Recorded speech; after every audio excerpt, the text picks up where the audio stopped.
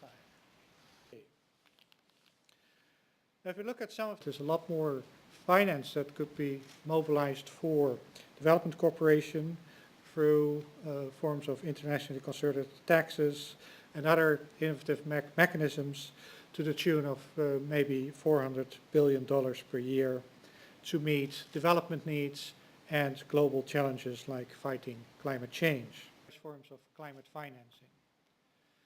By having clarity on how the funds can be used and linking uses to the origin of funds could also make it more politically acceptable that, for instance, a carbon tax or a financial transaction tax could be allocated for development purposes. So it's not like, okay, let's have another tax and then we'll see what we do with the money, but that there's a very clear mechanisms for which the taxpayers can see that it's serving development purposes, of use of existing. If you tax by, for instance, 1%, the wealth held by billionaires, so meaning everybody holding more than $1 billion in wealth, that would not really affect them in terms of their income, so just the revenue, the income flow they would already have on their wealth holding would by far outstrip the tax you would take away from them. So